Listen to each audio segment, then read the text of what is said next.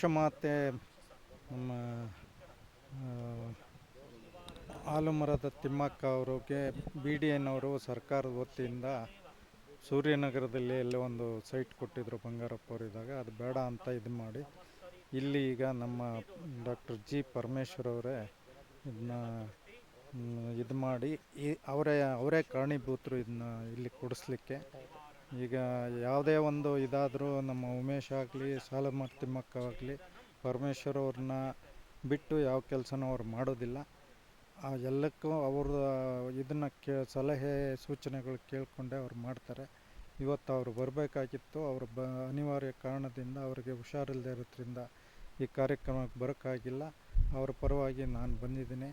ನಾನು ಕುಟುಂಬ ಸಮೇತವಾಗಿ ಈ ಪೂಜೆಗೆ ಭಾಗವಹಿಸಿದ್ದೀನಿ. ಇವರಿಗೆ ಇನ್ನೂ ಹೆಚ್ಚಿನ ರೀತಿಯಲ್ಲಿ ದೇವರು ಎಲ್ಲ ಸಹಾಯನ ಮಾಡಲಿ.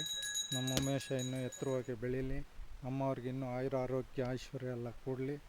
ಇನ್ನೂ ದೇವರು ಇದೇ ಥರ ಅವ್ರನ್ನ ಸಮೃದ್ಧಿಯಾಗಿ ಇದಾಗಲಿ ಅಂತೇಳಿ ನನ್ನ ಆರೈಕೆ.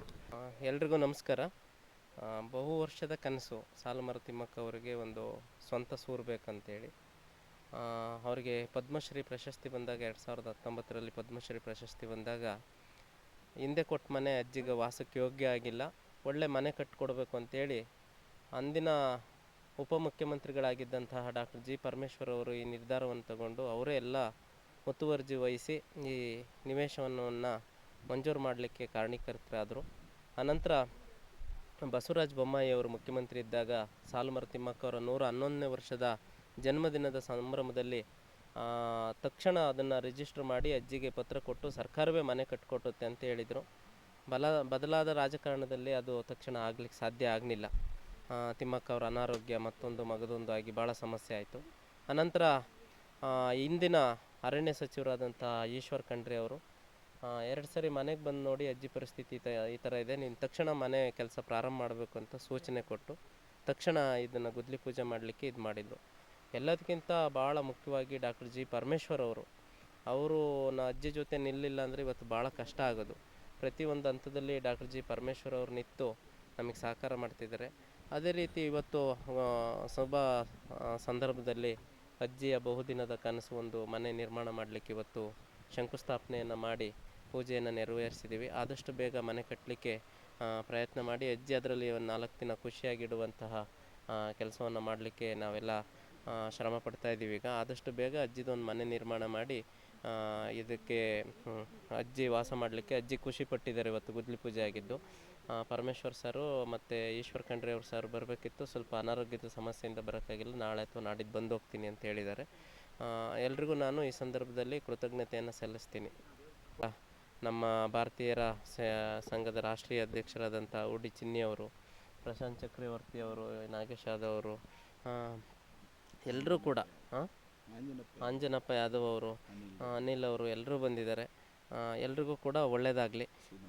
ಶ್ರೀನಿವಾಸ್ ಅವರು, ಭಾಳಷ್ಟು ಜನ ಅಜ್ಜಿಯ ಅಭಿಮಾನಿಗಳು ಈ ಕಾರ್ಯಕ್ರಮದಲ್ಲಿ ಇವತ್ತು ಭಾಗಿಯಾಗಿದ್ದಾರೆ. ಅವರೆಲ್ರಿಗೂ ಕೂಡ ಕೃತಜ್ಞತೆಯನ್ನು ಸಲ್ಲಿಸ್ತೀವಿ. ಎಲ್ರಿಗೂ ಒಳ್ಳೆಯದಾಗಲಿ. ಮತ್ತು ನಮ್ಮ ಅಡಿಷ್ನಲ್ SP ಅವರು ಸಿದ್ಧಲಿಂಗಪ್ಪ ಸರ್ ಕೂಡ ಅವರು ಎಲ್ಲ ಬಂದಿದ್ದಾರೆ. ಯಶೋದಮ್ಮ ಅವರು, ಬೇರೆ ಬೇರೆ ಎಲ್ಲರೂ ಕೂಡ, ಪರಿಮಳಮ್ಮ ಅವರು, ಹೆಸರು ಹೇಳಲಿಕ್ಕೆ ಆಗ್ತಾಯಿಲ್ಲ. ಡಾಕ್ಟರ್ ಜಿ ಪರಮೇಶ್ವರ್ ಅವರಿಗೆ ಇವತ್ತು ಅನಾರೋಗ್ಯ ಇದ್ದರೂ ಕೂಡ ಅವ್ರ ಮನೆಯಿಂದ ಕೇಶವಣ್ಣ ಅವ್ರನ್ನ ಕಳಿಸ್ಕೊಟ್ಟಿದ್ದಾರೆ. ಕೇಶವ ಸರ್ನ ಅವರು ಮುಂದೆ ನಿಂತು ಎಲ್ಲ ಕೆಲಸವನ್ನು ಮಾಡಿಕೊಟ್ಟಿದ್ದಾರೆ. ಆದಷ್ಟು ಬೇಗ ಕೆಲಸವನ್ನು ಎಷ್ಟು ಸಾಧ್ಯ ಆಗುತ್ತೋ ಅಷ್ಟು ಬೇಗ ಮುಗಿಸೋಕ್ಕೆ ಪ್ರಯತ್ನ ಮಾಡ್ತೀವಿ. ನಮಸ್ಕಾರ. ನಾವು ಉಡಿ ಚಿನ್ನಿ ಅಂತ ಭಾರತೀಯರ ಸೇವಾ ಸಮಿತಿ ರಾಷ್ಟ್ರೀಯ ಅಧ್ಯಕ್ಷರು. ಇವತ್ತು ವಿಶೇಷ ದಿನ ಏನಂದರೆ ಬಹಳ ಸಂತೋಷವಾದ ದಿನ. ಯಾಕೆಂದರೆ 114ನೇ ವರ್ಷದಲ್ಲಿ ಅಜ್ಜಿಯವರಿಗೆ ಒಂದು ನೆರಳಾಗ್ತಾ ಇದೆ. ಈ ನೆರಳಾಗೋದಕ್ಕೆ ನಿಜವಾಗ್ಲೂ ಕಾರಣರಾದಂತಹ ಜಿ ಪರಮೇಶ್ವರ್ ಸಾಹೇಬರು, ಜೊತೆಗೆ ನಮ್ಮ ಈಶ್ವರ್ ಖಂಡ್ರೆ ಸಾಹೇಬರು, ಜೊತೆಗೆ ಈ ಒಂದು ಅಲರ್ಟನ್ನು ಯಾವ ಸರ್ಕಾರ ಇದ್ದಾಗ ಕೊಟ್ಟರು ಅಂತ ನನಗೆ ಮಾಹಿತಿ ಸರಿಯಾಗಿ ಗೊತ್ತಿಲ್ಲ. ಆದರೂ ಆ ಸರ್ಕಾರಕ್ಕೆ ಕೃತಜ್ಞತೆಗಳನ್ನು ಸಲ್ಲಿಸ್ತೀನಿ. ಅವ್ರಿಗೂ ನಮ್ಮ ಜಿ ಪರಮೇಶ್ವರ್ ಸಾಹೇಬರಿಗೆ ಮತ್ತು ಅವರ ಈಶ್ವರ್ ಖಂಡ್ರೆ ಅವರ ಪಾದಗಳಿಗೆ ನಮಸ್ಕರಿಸ್ತೀನಿ. ಯಾಕೆಂದರೆ ಒಳ್ಳೆಯ ಕೆಲಸ ಮಾಡೋರಿಗೆ ನಾವು ಹೇಳ್ತಾ ಇರ್ತೀವಿ, ಅವ್ರ ಕಾಲು ಮುಗಿದು ಪೂಜೆ ಮಾಡ್ತೀವಿ ಅಂತ. ಅದೇ ಬಡವ್ರ ಪರವಾಗಿ ಬಡವ್ರ ಕೆಲಸ ಮಾಡಿಲ್ಲ ಅಂದರೆ ಅವ್ರಿಗೆ ಯಾವ ರೀತಿ ಬುದ್ಧಿ ಕಲಿಸ್ಬೇಕು, ಯಾವ ರೀತಿ ಅವ್ರನ್ನ ವಿರೋಧ ಮಾಡ್ತೀವಿ ಅನ್ನೋದು ಎಲ್ರಿಗೂ ಗೊತ್ತಿದೆ. ಆದ್ದರಿಂದ ಇವತ್ತು ಒಳ್ಳೆಯ ಕೆಲಸ ಮಾಡಿದ್ದಾರೆ. ಅವ್ರಿಗೆ ನಾವು ಯಾವಾಗೂ ಋಣಿಯಾಗಿರ್ತೀವಿ ಭಾರತೀಯರ ಸೇವಾ ಸಮಿತಿ ವತಿಯಿಂದ. ಒಂದು ನೋವು ಅಂದರೆ ಇವಾಗೂ ಸುಮಾರು ನಮ್ಮ ಫ್ರೀಡಮ್ ಫೈಟರ್ ದೊರೆಸ್ವಾಮಿ ಸಾರು ಬಾಡಿಗೆ ಮನೆಯಲ್ಲೇ ಎದ್ದು ತೀರ್ಕೊಂಡ್ರು. ಮತ್ತು ಅಬ್ದುಲ್ ಕಲಾಂ ಅವರು ಸಹ ಸ್ವಂತ ಮನೆ ಇಲ್ದಂಗೆ ರಾಷ್ಟ್ರಪತಿ, ನಮ್ಮ ದೇಶದ ರಾಷ್ಟ್ರಪತಿ ಆದ್ರೂ ಮನೆ ಇಲ್ದಂಗೆ, ಸ್ವಂತ ಮನೆ ಇಲ್ದಿರ ತೀರೋದ್ರು. ಈ ರೀತಿ ಅಜ್ಜಿನೂ ಆಗಬಾರ್ದು ಅಂತ ನಮ್ಗೆ ತುಂಬ ನೋವಾಗ್ತಾ ಇತ್ತು ಆಗಾಗ. ಇವಾಗ ಆ ಒಂದು ನೋವು ಕಳೆಯುವಂಥ ಕೆಲಸ ಟೈಮ್ ಬಂದಿದೆ ಅಂದ್ಕೊಂಡಿದ್ದೀನಿ. ಆದಷ್ಟು ಈ ಒಂದು ಕಟ್ಟಡಕ್ಕೆ ಎಲ್ಲರೂ ಸಹಕರಿಸಿ ಅಜ್ಜಿಗೆ ಆಶೀರ್ವದಿಸಿ, ಮತ್ತು ಸರ್ಕಾರದ ಎಲ್ಲ ಸದಸ್ಯರುಗಳು, ವಿಧಾನಸಭಾ ಸದಸ್ಯರುಗಳು ಮತ್ತು ಎಲ್ಲರೂ ಇವರ ಕೈ ಹಿಡಿದು ಇವ್ರನ್ನ ಆದಷ್ಟು ಒಂದು ನೆರಳನ್ನು ಮಾಡಿಕೊಡ್ಬೇಕು ಸರ್ಕಾರದ ವತಿಯಿಂದ ಅಂತೇಳಿ ಇವಾಗ ಏನು ಈಶ್ವರ್ ಖಂಡ್ರೆ ಸಾಹೇಬರು, ಪರಮೇಶ್ವರ್ ಸಾಹೇಬರು ಇದನ್ನು ಮಾಡಬೇಕು ಅಂತ ಇದು ಮಾಡಿದ್ದಾರೆ. ಅವರು ಮಾಡ್ತಾ ಇದ್ದಾರೆ. ನಾವೆಲ್ಲರೂ ಸೇರಿ ಅವರ ಒಂದು ಪ್ರತಿಭೆಯನ್ನು ಮತ್ತೊಂದು ಆ ಒಂದು ಲೈಬ್ರರಿ ಆಗಲಿ ಇನ್ನೊಂದಾಗಲಿ ನಾವೆಲ್ಲರೂ ಅವರಿಗೆ ಸಪೋರ್ಟಾಗಿ ನಿಂತ್ಕೊಂಡು, ನೀವು ಏನು ಕೊಟ್ಟರು ಕೊಡದಿದ್ರೂ ಪರವಾಗಿಲ್ಲ, ಇದಕ್ಕೆ ನಾವೆಲ್ಲರೂ ಬೆಂಬಲಿಸಬೇಕು. ಈ ಒಂದು ಮನೇನ ಅತಿ ಶೀಘ್ರದಲ್ಲೇ ನಿರ್ಮಾಣ ಆಗಿ ಅಜ್ಜಿ ಇಲ್ಲಿ ವಾಸ ಮಾಡುವಂಥ ಕೆಲಸ ನಮ್ಮ ಮಾಧ್ಯಮ ಮಿತ್ರರಲ್ಲಿ ವಿನಂತಿ ಮಾಡ್ಕೊತೀನಿ. ತಾವೆಲ್ಲರೂ ಇದನ್ನು ಹೆಚ್ಚಿನ ರೀತಿಯಲ್ಲಿ ಪ್ರಚಾರ ಕೊಟ್ಟು ಅಜ್ಜಿಗೆ ಅನುಕೂಲ ಆಗೋ ರೀತಿಯಲ್ಲಿ ಮಾಡಿ ಅಂತೇಳಿ ಈ ಸಂದರ್ಭದಲ್ಲಿ ನಾನು ಹೃದಯಪೂರ್ವಕವಾಗಿ ಬೇಡಿಕೆಯನ್ನು ಇಡ್ತೀನಿ. ಒಳ್ಳೆಯದಾಗಲಿ, ಅಜ್ಜಿ ಈ ಸಂತೋಷವಾಗಿರಲಿ. ಯಾವಾಗೂ ಎಷ್ಟು ದಿನ ಅಂತಿರೋದು ಮನೆ ಕಟ್ಕೊಳ್ಳಿ, ಮನೆ ಕಟ್ಟಬೇಕು, ಮನೆ ಅಂತ ಹೇಳ್ತಾಯಿದ್ರು. ಇವತ್ತು ಮನೆ ಆಗ್ತಾಯಿದೆ. ಅದು ಒಂದು ದೇವರ ಮನೆಯಾಗಿ ಉಳಿಲಿ ಅಂತೇಳಿ ಈ ಸಂದರ್ಭದಲ್ಲಿ ಹೇಳೋಕ್ಕೆ ಬಯಸ್ತೀನಿ. ಸ್ನೇಹಿತರೆ ನಮಸ್ತೆ, ನಾನು ಪ್ರೀತಿಯ ಪ್ರಶಾಂತ್ ಚಕ್ರವರ್ತಿ ಮಾತಾಡ್ತೀನಿ. ನನ್ನ ಆತ್ಮೀಯ ಸ್ನೇಹಿತರು, ಸಹೋದರರು ಉಮೇಶ್ ಸರು ಇವತ್ತು ಸಾಲುಮರ ತಿಮ್ಮಕ್ಕನವರಿಗೆ ಒಂದು ಸೈಟ್ ಕೂಡ ಸರ್ಕಾರದಿಂದ ಸಿಕ್ಕಿದೆ. ಬಟ್ ನಾನು ಒಂದು ಹೇಳೋಕ್ಕೆ ಇಷ್ಟಪಡ್ತೀನಿ, ಸುಮಾರು ಒಂದು 7-8 ವರ್ಷಗಳಿಂದ ನೋಡ್ತಾ ಇರೋದೇನೆಂದರೆ, ಇದುವರೆಗೂ ಬಾಡಿಗೆ ಮನೇಲಿದ್ದಾರೆ. ವೃಕ್ಷ ಮಾತೆ ಅಂದರೆ ಇಡೀ ಒಂದು ದೇಶ, ಇಡೀ ಒಂದು ಇದಕ್ಕೆ ಒಂದು ಮಾತೆ ಇದ್ದಂಗೆ ಅವ್ರು ಇನ್ನೂ ಒಂದು ಬಾಡಿಗೆ ಮನೇಲಿ ಇರೋದೊಂದು ಸಖತ್ತೊಂದು ನೋವಿನ ಸಂಗತಿ. ಬಟ್ 114ನೇ ವರ್ಷಕ್ಕೆ ಒಂದು ಮನೇನ ಇವಾಗ ಒಂದು ಇದು ಮಾಡಿಸ್ತಾರೆ ಅಂದರೆ ಭಾಳ ಅದು ನೋವಾಗುತ್ತೆ. ಈ ಒಂದು ಸೈಟ್ ಕೊಟ್ಟಿರುವಂತಹ ಮಿನಿಸ್ಟರ್ ಜಿ ಪರಮೇಶ್ವರ್ ಸರ್ಗೆ ನಮ್ಮ ಕಡೆಯಿಂದ ಒಂದು ಅದು ಏನು ಹೇಳೋಕ್ಕಂತೂ ಅದು ಹೇಳೋಕ್ಕಾಗಲ್ಲ. ಯಾಕಂದರೆ ಈ ಕಾಲದಲ್ಲಿ ಆ ಒಂದು ಸಾಹೇಬ್ರು ಇಲ್ಲ ಅಂದರೆ ಮಾಡೋಕ್ಕಾಗ್ತಿರ್ಲಿಲ್ಲ. ಮತ್ತೊಮ್ಮೆ ಈ ಒಂದು ಸೈಟ್ ಕೊಟ್ಟಿದ್ದಕ್ಕೆ ಸರ್ಕಾರಕ್ಕೆ ನಮ್ಮ ಕಡೆಯಿಂದ ಒಂದು ಹೃದಯಪೂರ್ವಕ ಧನ್ಯವಾದಗಳು ಹೇಳ್ತೀನಿ. 114ನೇ ವರ್ಷಕ್ಕೆ ಅಜ್ಜಿಯವರು ಒಂದು ಹೊಸ ಮನೆ ಕನಸಿಗೆ ಇವತ್ತೊಂದು ಭೂಮಿ ಪೂಜೆ ಆಗಿದೆ. ಅವರ ಜೊತೆ ನಿಂತ್ಕೊಂಡು ನಮ್ಮ ಉಮೇಶ್ ಅವರು ಎಲ್ಲ ರೀತಿಯ ಕೆಲಸಗಳನ್ನ ಮಾಡ್ತಾಯಿದ್ದಾರೆ. ಈ ಒಂದು ನಿಟ್ಟಿನಲ್ಲಿ ನಮ್ಮ ಸಂಘಟನೆ ಎಲ್ಲ ಪದಾಧಿಕಾರಿಗಳು ಸೇರಿದ್ದೀರಿ. ಅಜ್ಜಿಯ ಕನಸು ಬೇಗ ಈಡೇರಲಿ. ಗುರುಪ್ರವೇಶಕ್ಕೆ ನಮ್ಮನ್ನೆಲ್ಲ ಆದಷ್ಟು ಬೇಗ ಕರೆಯಂತಾಗಲಿ. ಮತ್ತು ಮುಂದಿನ ದಿನಗಳಲ್ಲಿ ಬಂದು ಅಜ್ಜಿ ಜೊತೆ ನಾವೆಲ್ಲ ನಿಂತ್ಕೊಂಡು ಅಜ್ಜಿನ ಹೊಸ ಮನೆಗೆ ಗುರುಪ್ರವೇಶ ದಿನ ಕರ್ಕೊಂಡು ಹೋಗ್ತೀರಿ ಅಂತ ಹೇಳ್ತೀವಿ.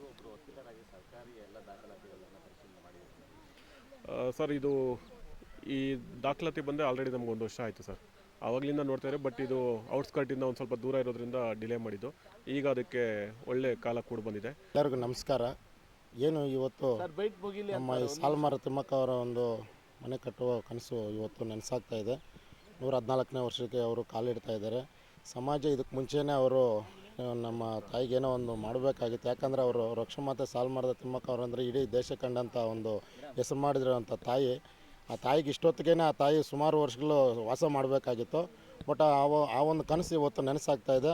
ಆ ತಾಯಿಗೆ ಇನ್ನೂ ಆರೋಗ್ಯ, ಆಯುಷು, ಭಾಗ್ಯ ಎಲ್ಲ ದೇವರು ಕಾಪಾಡಲಿ ಅಂತ ಅಂದ್ಬಿಟ್ಟು ನಾವು ಅವ್ರಿಗೆ ಶುಭ ಹಾರೈಸ್ತಾ ಆದಷ್ಟು ಬೇಗ ಏನು ಇವತ್ತು ನಾವು ಇವು ಗುದ್ಲಿ ಪೂಜೆಯನ್ನು ನಮ್ಮ ಭಾರತೀಯ ಸೇವಾ ಸಮಿತಿ ರಾಷ್ಟ್ರೀಯ ಅಧ್ಯಕ್ಷರಾದಂಥ ಚಿನ್ನಣ್ಣ ಅವರು ಮತ್ತು ಅನಿಲ್ ರೆಡ್ಡಿ ಅವರು ಮತ್ತು ನಮ್ಮ ಇನ್ನೂ ಸುಮಾರು ಕಾರ್ಯಕರ್ತಗಳೆಲ್ಲ ಬಂದಿದ್ದಾರೆ.